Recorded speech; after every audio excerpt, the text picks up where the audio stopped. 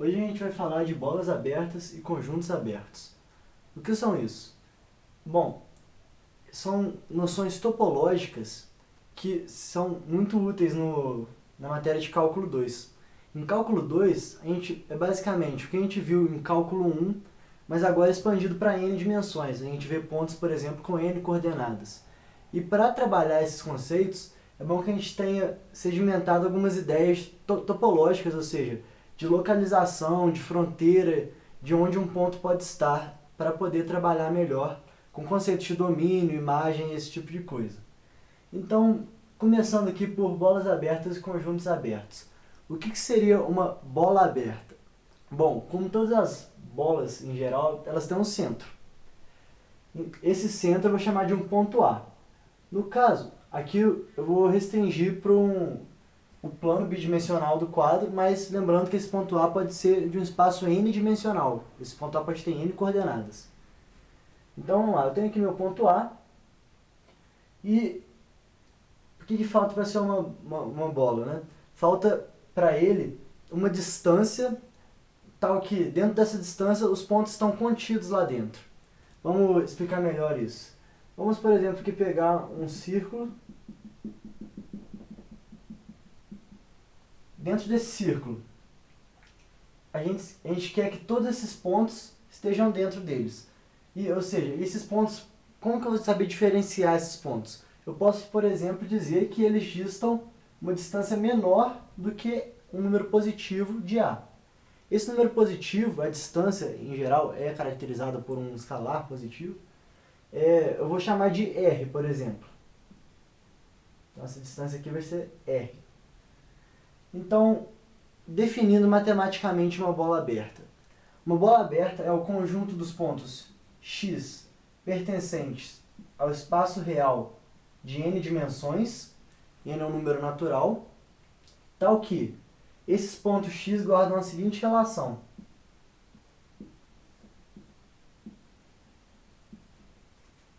O módulo de x menos a é menor do que R. O que significa isso que está escrito aqui? Significa que a distância dos meus pontos x ao meu ponto A é menor do que um valor positivo R. Ou seja, aqui nesse caso, todos esses pontos aqui dentro dessa linha tracejada seriam esses pontos x e, portanto, eles fariam parte de uma bola aberta. E por que menor que R não menor ou igual? Bom, se fosse menor ou igual, esses pontos da fronteira aqui, que separam esse lado desse aqui de dentro, estariam contidos nessa bola. Então seria uma bola fechada. Aqui no caso, como esses pontos não estão contidos, é uma bola aberta, eu posso dizer que a distância dos pontos x até o ponto A vai ser menor do que esse valor positivo. Ou seja, não estou incluindo os pontos aqui dessa linha tracejada. Então, a noção de bola aberta, e mais uma vez, antes de a gente entrar para o novo tópico, uma bola aberta é um conjunto dos pontos x de um espaço n-dimensional, um espaço com n dimensões, tais que esses pontos x distam do ponto A, de um centro dessa bola, uma distância menor do que R, sendo R um valor positivo. Então, vamos lá. Agora a gente falou de bolas abertas, eu vou falar do que é um ponto interior agora. Antes de explicar aqui, definindo o ponto anterior, é um ponto tal que é um ponto de um conjunto, tal que eu posso formar uma bola aberta nesse ponto, e essa bola aberta está contida no meu conjunto. Vamos exemplificar aqui. Eu tenho então dois conjuntos, S1 e S2. Aqui conjuntos pode ser qualquer tipo de conjunto, como vocês podem ver. Aqui no caso, mais uma vez, eu restringi ao plano. Eu posso dizer, por exemplo, que esse ponto aqui, esse ponto x1, ele é um ponto interno de S2. Por quê? Porque eu posso formar uma bola aberta dentro de S2, essa aqui, por exemplo, tal que todos esses pontos estão contidos em S2, perdão. Por exemplo, sendo S2 delimitado por essa linha azul, esse ponto está dentro da linha azul, esse também. Então, eu pude escolher uma bola aberta, sendo x1 o centro, tal que todos os pontos dessa bola aberta estão contidos em S2. Logo, x1 é um ponto interno de S2.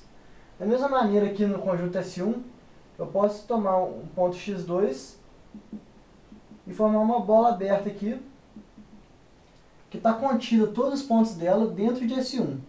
Então, mais uma vez, esse ponto x2 aqui, ele é um ponto interno a S1.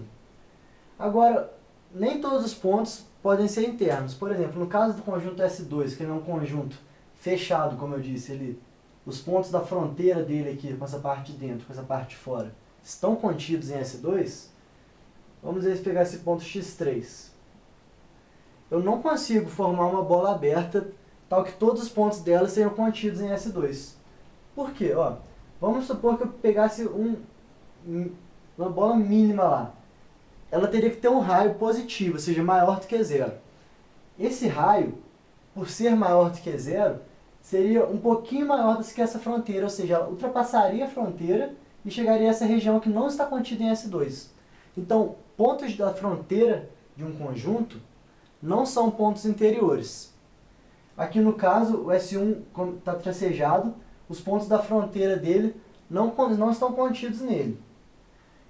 Então, essa é a noção de ponto interior. O ponto interior é um ponto tal que, pertencente a um conjunto, melhor, vamos reformular. Um ponto interior a um conjunto S é um ponto tal que, se eu fizer uma bola aberta com centro nesse ponto, todos os pontos da bola aberta vão estar contidos no conjunto S. Essa é a definição. Então, um conjunto aberto é um conjunto em que todos os pontos são pontos interiores. Agora, vamos analisar, por exemplo, os conjuntos S1 e S2, ver se eles são abertos ou não.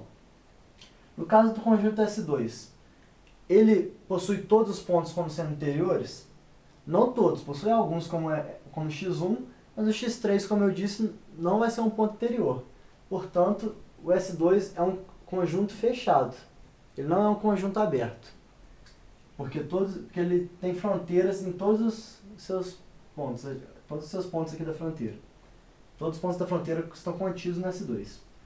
Então, o S1, vamos analisar, ele é tracejado aqui para indicar que esses pontos da fronteira não estão contidos em S1. Logo, ele é um conjunto aberto, porque todos os pontos dele são pontos interiores. Qualquer ponto que eu pegar aqui, esse, eu posso formar uma bola aberta, tal que todos os pontos dessa bola aberta estejam contidos em S1. Eu não posso pegar, por exemplo, um ponto aqui da fronteira, já que ele nem está contido no S1. Se ele não está contido no S1, eu nem preciso me preocupar com o fato dele ser ou não um ponto interior. Então, a noção de bolas abertas eu já disse, e a noção de conjuntos abertos agora é essa. Um conjunto aberto é um conjunto, tal que todos os seus pontos são pontos interiores. Aqui estão alguns exemplos clássicos de conjuntos abertos que a gente vê frequentemente. Então, por exemplo, um disco B de centro em O e raio menor do que 1. Aqui está a fronteira dele está pontilhada, mostrando que os pontos da fronteira não estão incluídos nesse conjunto. Portanto, é um conjunto aberto, já que todos os pontos são pontos exteriores. Tem um disco e tem, por exemplo, o produto cartesiano também de intervalos abertos. Eu peguei, por exemplo, esse intervalo A1 e o intervalo A2 abertos. Esses pontos aqui da fronteira não estão contidos. O produto cartesiano dele, essa região em azul, eu posso dizer também que é um conjunto aberto. Então, mais ou menos é essa a ideia de bolas abertas, conjuntos abertos. Essas noções de lugar, de posição vão ser bastante úteis em cálculo 2.